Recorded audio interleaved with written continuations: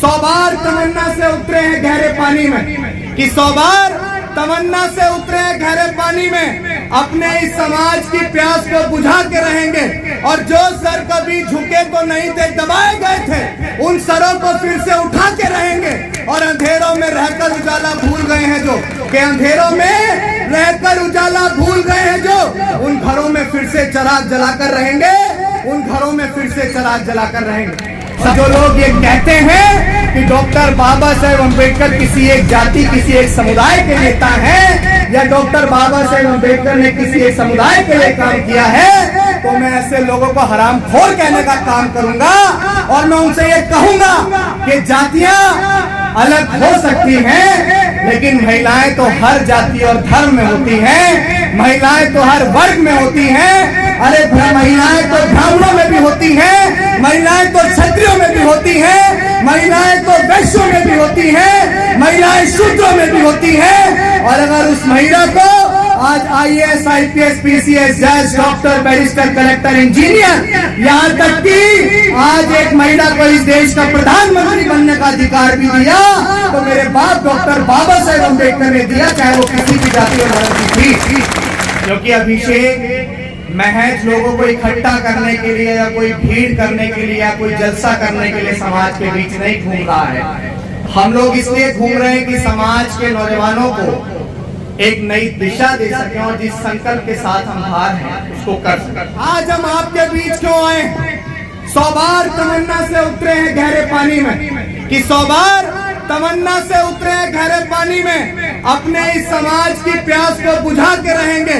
और जो सर कभी झुके तो नहीं थे, दबाए गए थे, उन सरों को फिर से उठा के रहेंगे। और अंधेरों में रहकर उजाला भूल गए हैं जो, कि अंधेरों में रहकर उजाला भूल गए हैं जो, उन घरों में फिर से चिराग जलाकर रहेंगे, उन घरों में फिर से चिराग जलाकर रहेंगे। साथियों, आप सबको ये समझना पड़ेगा कि ये भारत का संविधान, जो इस देश में हमें शिक्षा का, स्वतंत्रता का और आजादी से जीने का अधिकार देता है, ये वो संविधान है जिस संविधान को बनाने से पहले डॉक्टर बाबा साहेब अम्बेडकर ने तमाम तरह के संघर्ष किए। मैं आप सबसे निवेदन करूंगा कि जितने भी साथी ध्यान से मेरी बात को सुने वहीं यहाँ रुके, जो मेरी बात को नहीं सुने वो अपने घर चले जाएं, क्योंकि मुझे भेड़ चाल वाली भीड़ नहीं चाहिए।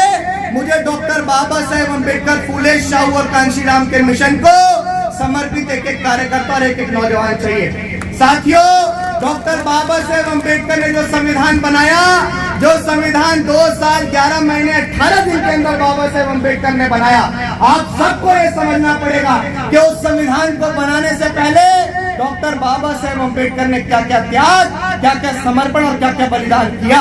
डॉक्टर बाबा साहेब अम्बेडकर ने अपनी 4 संतानें इस भारत के संविधान को, इस कागज के टुकड़े को लिखने में गवा दी। लेकिन आपको ये समझना पड़ेगा कि इस संविधान के लिए डॉक्टर बाबा साहेब अम्बेडकर ने पूरे देश के अंदर जा जाके कितना अपमान सहा। समाज के लोगों ने काले झंडे भी दिखाए, समाज के लोगों ने उनका विरोध भी किया, लेकिन वो अपनी चीजों पे अड़िग रहे। जब उनका बच्चा घर में मरा पड़ा था, वो विदेश जा रहे थे गोलमेज सम्मेलन के लिए, और ये बात कह दी गई थी कि डॉक्टर अंबेडकर को सदन के अंदर नहीं घुसने दिया जाएगा। उनका बेटा घर में मरा पड़ा था, उनकी पत्नी माँ रमाबाई ने साड़ी का पल्लू फाड़कर अपने उस राज रतन को उड़ाया था, और डॉक्टर बाबा साहेब अम्बेडकर अपने बेटे को घर में छोड़कर विदेश गए। किसके लिए गए थे? बताइए, किसके लिए गए थे? अगर डॉक्टर बाबा साहेब अम्बेडकर गए थे तो इस देश के शोषित वंचित तबके के लिए। और जो लोग ये कहते हैं कि डॉक्टर बाबा साहेब अम्बेडकर किसी एक जाति, किसी एक समुदाय के नेता हैं, या डॉक्टर बाबा साहेब अम्बेडकर ने किसी एक समुदाय के लिए काम किया है, तो मैं ऐसे लोगों को हरामखोर कहने का काम करूंगा।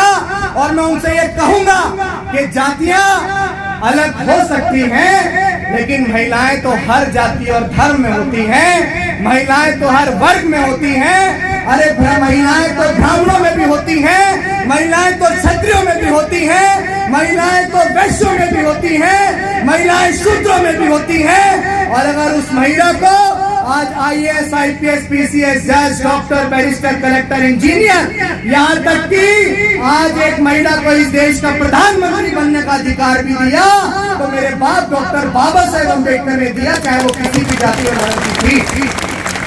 आप सबको ये समझना पड़ेगा कि बाबा साहेब अम्बेडकर का सपना क्या था।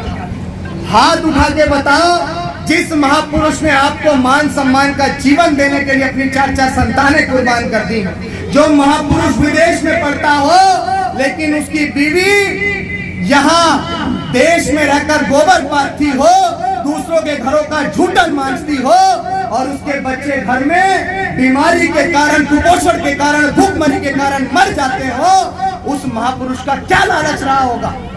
सिर्फ इतना लालच रहा, बाबा साहेब अम्बेडकर ने कहा था कि अगर मैं आज अपने एक बेटे के लिए रुक जाता हूँ तो आने वाले कल में मेरे समाज के हजारों लाखों राजरत्न मरे हुए पैदा होंगे। तो आज आप सबको गर्व से ये बात कहनी पड़ेगी कि आज अगर आप 100, 200, 300 या 500 गज के मकान में रह रहे हैं तो वो प्रॉपर्टी आपकी नहीं है। वो प्रॉपर्टी अगर किसी की है तो वो प्रॉपर्टी डॉक्टर बाबा साहेब अम्बेडकर की है। अगर आपके पास बहुत सारी धन संपत्ति है तो वो धन संपत्ति आपकी नहीं है, वो धन संपत्ति डॉक्टर बाबा साहेब अम्बेडकर की है। अगर डॉक्टर बाबा साहेब अम्बेडकर ने संघर्ष न किया होता, अगर डॉक्टर बाबा साहेब अम्बेडकर ने अपने 4 बच्चों की कुर्बानी नहीं दी होती तो आज आप इस मुकाम तक नहीं पहुंच पाते।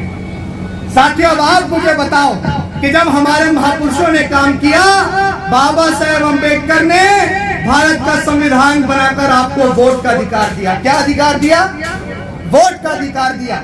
और वोट का अधिकार देकर डॉक्टर बाबा साहेब अम्बेडकर ने कहा कि अब मैं इस देश में एक ऐसी व्यवस्था चलाने वाला हूं कि अब रानी के पेट से राजा पैदा नहीं होगा। अब अगर राजा पैदा होगा तो वोट और बैलेट की ताकत से पैदा होगा। अब अगर राजा पैदा होगा तो किसी सामंतशाही और मनुवादी विचारधारा से पैदा नहीं होगा। अगर अब इस देश का राजा पैदा होगा तो भारत के संविधान और लोकतंत्र की ताकत से पैदा होगा। इसीलिए बाबा साहेब अम्बेडकर ने आपको वोट का अधिकार दिया। उसी वोट की वैल्यू को समझाने के लिए जब बाबा साहेब अम्बेडकर हमारे बीच से चले गए, जब उनका कारवां कहीं ना कहीं रुक गया था, तब उस कारवां को आगे बढ़ाया। हमारे रहबर पंजाब के रोपड़ के ख्वाशपुर गांव में जन्मे 15 मार्च 1934 को हमारे रहबर डॉक्टर बाबा साहेब अम्बेडकर का दूसरा रूप मान्यवर कांशी राम साहब, मान्यवर कांशी राम साहब ने कश्मीर से लेकर कन्याकुमारी तक साइकिल यात्रा की। आप सबके होश उड़ जाएंगे, बड़े से बड़े प्रधानमंत्री भी मान्यवर कांशी राम साहब के चरणों में नतमस्तक होते थे। मान्यवर कांशी राम साहब वो शख्सियत है जब इस समाज के लोग राजनीति के राह को भी नहीं जानते थे, जब इस समाज के लोग डॉक्टर बाबा साहेब अम्बेडकर को भी नहीं जानते थे, जब उनके कारवां, उनके आंदोलन को भूल चुके थे। बाबा साहेब अम्बेडकर सिर्फ महाराष्ट्र की धरती तक सीमित थे, लेकिन पूरे उत्तर भारत में डॉक्टर बाबा साहेब अम्बेडकर को पहचान दिलाने वाले, सभी महापुरुषों को मरणोपरांत जीवित करने वाले शख्स का नाम था मान्यवर कांशी राम साहब, जिस परिवार ने द एनिहिलेशन ऑफ कास्ट, जाति का बीज नाश पुस्तक पढ़ के अपनी DRDO वैज्ञानिक की नौकरी को छोड़कर इस शोषित वंचित समाज के लिए अपना घर परिवार त्याग दिया।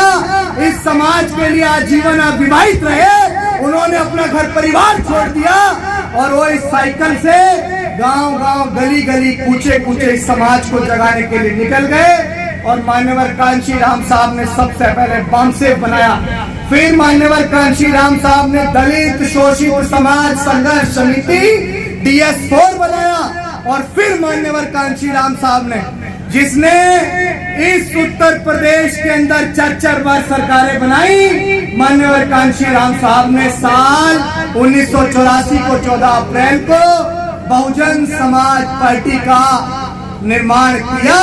और उस बहुजन समाज पार्टी ने इसी उत्तर प्रदेश के अंदर, मैं ये बात आपको कुछ नज़्मों के साथ कहूंगा, क्योंकि देश में समाज के लोग बहुजन शायर के नाम से मुझे जानते हैं।